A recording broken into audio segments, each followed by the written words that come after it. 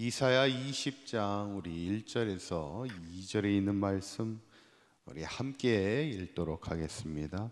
아수르의 사르곤 왕이 다르단을 아스돗으로 보내매 그가 와서 아스돗을 쳐서 취하던 해니라.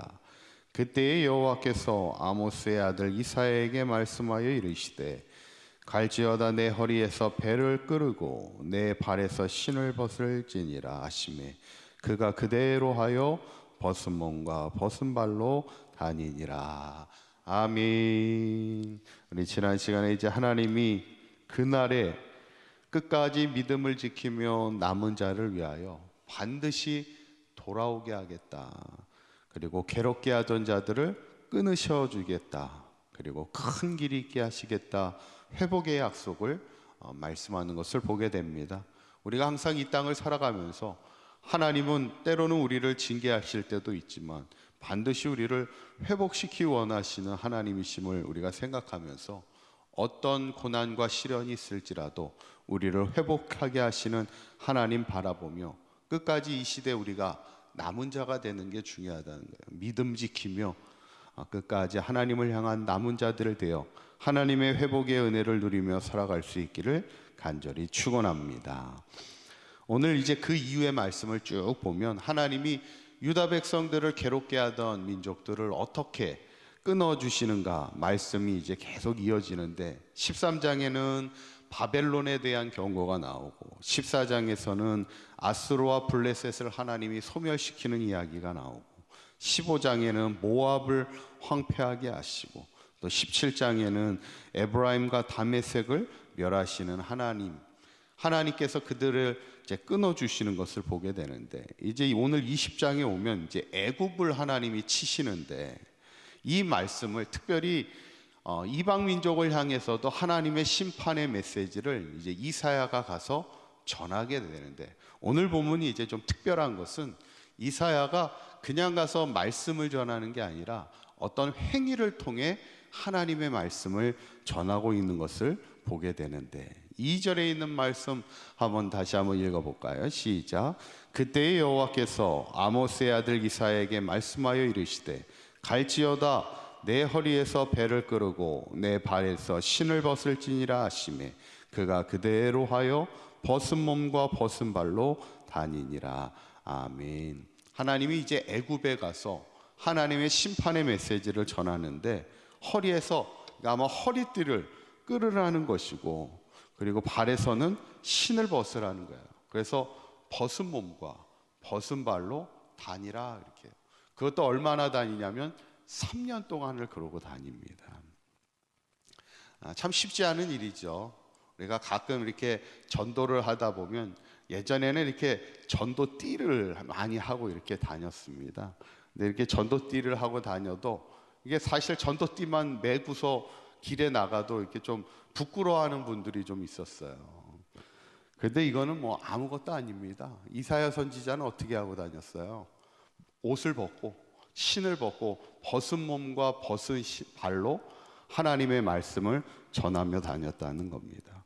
어떻게 보면 나름 선지자들도 하나님의 고귀한 하나님의 사람들이잖아요. 그런데 벗은 몸으로 다닌다는 거 참 수치스러운 일인데 참 그게 대단한 게 그럼에도 불구하고 이사야는 그대로 행하였다 성경은 얘기합니다. 왜냐하면 그것이 하나님의 명령이고 하나님의 뜻이기 때문에 그래요. 어떻게 보면 사명자는 내 뜻대로 사명을 감당하는 게 아닙니다. 하나님이 주시는 말씀 그대로 순종하며 사명 감당하는 거죠. 참 그래서 이사야 선지자가 참 귀한 선지자 가운데 한 명인데 왜 하나님은 이사야에게 굳이 벗은 몸과 벗은 발로 그렇게 사명을 감당하라 하셨을까? 두 가지를 그들에게 징표로 보여주기를 원했다는 거예요. 첫째는 애굽의 수치를 보이시는 겁니다. 4절에 있는 말씀 한번 읽어볼까요? 시작.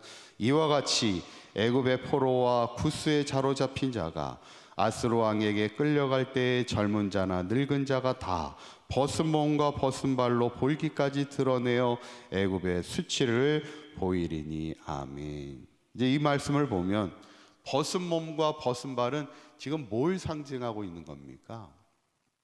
바로 포로로 끌려갈 때의 모습을 미리 보여주고 있었다는 거예요. 지금 애굽 사람들이 이제 너희들이 나중에 아수르에 의해서 너희들이 심판을 받으면 그때 젊은 자나 늙은 자나 다 벗은 몸과 벗은 발로 볼기가 뭐예요? 엉덩이 아니에요. 엉덩이까지 이렇게 드러나게끔 그렇게 벗은 몸을 가지고 아수르로 끌려갈 거야, 이렇게 얘기하는 겁니다. 어떻게 보면 수치스러운 모습으로 하나님 앞에 심판받을 것을 이사야가 직접 벗은 몸과 벗은 발을 보여주면서 그렇게 하나님의 말씀을 전하게 되면서 결국 뭐예요? 하나님의 심판은 우리가 결국 수치를 당할 수밖에 없다는 거예요. 왜냐하면 그 당시 애굽은 강한 민족입니다. 자신들이 수치를 당할 거라고는 생각하지 못해요. 그러나 하나님이 너희들에게 하나님의 심판의 때가 이를 때 너희는 수치를 당할 수밖에 없어, 이렇게 얘기하는 거. 두 번째 보여주는 징조의 의미는 심판을 능히 피할 수 없음을 보여주시는 겁니다. 6절에 있는 말씀 한번 읽어보시죠. 그날에 이 해변 주민이 말하기를 우리가 믿던 나라 곧 우리가 아수르 왕에게서 벗어나기를 바라고 달려가서 도움을 구하던 나라가 이같이 되었은즉 우리가 어찌 능히 피하리오 하리라.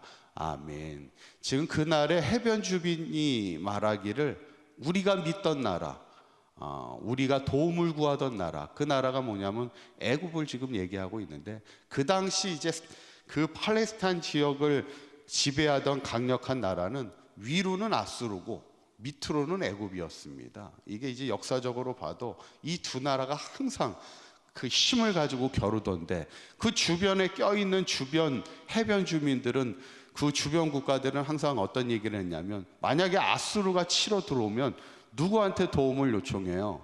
애굽에게 도움을 요청했습니다. 믿을 만한 게 애굽 나라였어요. 도움을 요청할 수 있는 나라가 애굽이었습니다. 그런데 그 주변 국가들이 애굽이 멸망하는 것을, 아수르의 포로로 끌려가는 것을 보면서 두 가지를 보는 거예요. 첫째는 뭐냐면, 야, 믿을 데가 없구나 이제. 저렇게 힘 있는 애굽도 결국 하나님의 심판을 피할 수 없는구나, 이걸 깨닫게 되는 거고, 결국 그것을 깨달음을 통해서 뭘 생각하게 됩니까? 우리가 세상에 힘 있는 애국 같은 나라를 의지할 것이 아니라 오직 하나님을 의지해야 되는구나, 이것을 이제 깨닫게 되는 것. 이것을 보여주기 위해서 이사야가 이 하나님의 말씀을 전하며 벗은 몸과 벗은 발로 다니는 것을 보게 됐죠. 저는 오늘 이 본문을 보면서 참 오늘 이사야 선지자의 귀한 모습을 보게 됩니다.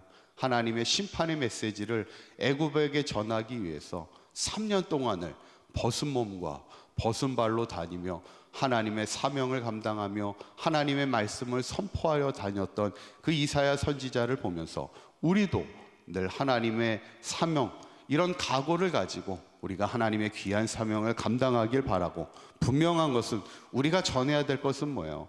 하나님의 심판은 수치스러운 일이고 그 하나님의 심판을 우리가 어느 누구도 피할 길이 없음을 우리가 세상 사람들에게 알리면서, 기왕이면 우리가 심판받는 백성이 아니도록 우리가 복음으로 구원에 이를 수 있도록 우리가 하나님의 복음의 사명 늘 우리도 전하며 이 땅에 희망을 세워가는 우리 사강교회와 모든 성도님들이 될 수 있기를 주님의 이름으로 간절히 축원합니다. 기도하겠습니다.